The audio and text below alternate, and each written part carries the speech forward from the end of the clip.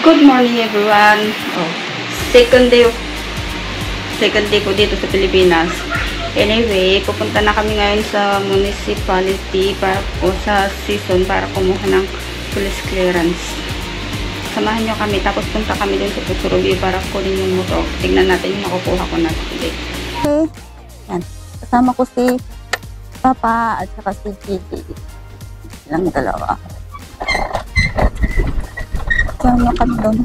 Same place, same way. Pero ngayon sa ano kami pupunta? Sa munisipyo. Samahan nyo kami doon. Tapos tingnan ko mamaya kung anong mangyayari. Sana everything goes well.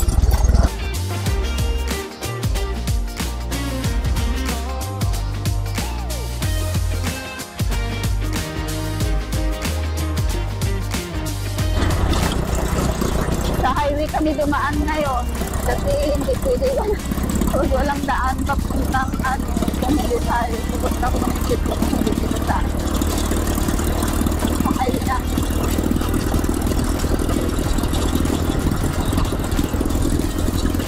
Hello everyone! On the way na kami sa Pusurubio. Madaling kumuha ng subula dito. Ewan ko, hindi ko na-on pala yung mic ko kanina.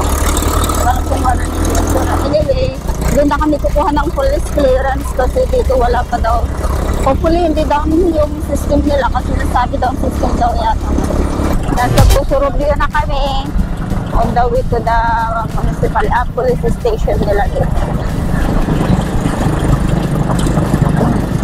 Ito yung Pusurubio. Nandito na kami sa police station sa Pusurubio. Hinihintay ko si Papa para kunin yung birth certificate. Nanghihirap talaga pag wala kang valid ID. Hello everyone. Nandito kami ngayon sa Yamaha Pusurubio. Ayan yung bike ni Chide. Ano pangalan ng bike ulit? Sniper 155R. Sniper 155R daw. Yan. Yan ang gusto ng bata. Graduation gift daw niya. Masipag naman mag-aral, kaya okay, go ahead. Yan. Yan yung mga staff nila dito, mamabait. Shout out nyo pala sa kanila. O yung mga gustong kumuha ng motor dito na kayo sa Pusurubio. May Yamaha dito malapit sa CSI. Opposite ng CSI, tapos maglakad lang kayo forward. Yun lang. Pero mabait sila dito punta kayo dito. Hello everyone. Hindi pa ako nakauwi. Nandito pa ako sa Dixon. Nagpakulot ako tapos nagpakulot. Wala na akong time pag bumalik ko ng Singapore. Alam niyo naman yung pag nandun tayo. Yeah, dito ako nagpakulot. Tingnan natin yung result na mamaya. Ito na yung result Blonde hair, tapos kulot.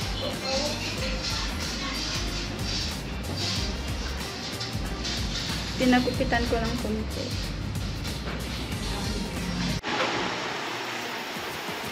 Good evening everyone. Natapos na naman ang araw. This is my second day actually dito sa Pilipinas. Gaya nga nasabi ko this morning. Maganda naman yung lahat. Gaya sabi ko pupunta kami doon sa munisipyo kasi hindi na ako nakapag-video doon kasi nagmamadali kami. Nakakuha ako ng sidula. Madali lang yung process actually. May mga mag-a-assist sa inyo doon. Magtanong lang kayo. Madali kayong doon. At tulungan kayo. Madali kayong makakakuha. May binayaran kami pero hindi naman masyadong kalaharan. Which is normal lang naman siguro. Anyway, shout out dun sa mga tumulong sa amin doon at saka yung mamang pulis na tumulong tungkol dun sa police clearance ba kung paano namin, ano yung dapat namin gawin. Mabait sila. Naging maayos naman yung processing ng lahat. Kaya nalabas namin, nakuha ko na yung motor ng Chidi. Yun kasi gusto niya sa gift niya this graduation. Kaya sabi ko, sige, wala tayong magawa. Nanay tayo. Actually, hindi. Ano lang, nag-iisang anak. Kaya, syempre, kung kaya mo ibigay, ibigay mo. Tsaka, mabait naman yung bata. Tsaka, masipag mag-aral. So, I guess, wala nang problema dun. So, nakakapagod. Natagalan nga lang ako yung salon kanina. Matagal pag sa kulot pala. Pag sa kulot ka ng buhok, matagal. Tapos pinakulayan ko din ng konti. Okay naman. Masaya, nakakapagod. Pero mission accomplished. bukas na yung graduation nila, kaya hopefully masamahan nyo kami doon din. Bukas, graduation ng maaga yung batang makulit, si Putput. Tanghali naman yung start ng sa campus kina Gigi at Nicole, kaya samahan nyo kami doon bukas. Thank you pala sa mga nanonood, sa mga sumusuporta na laging nandyan. Thank you so much. See you guys again next time. Bye!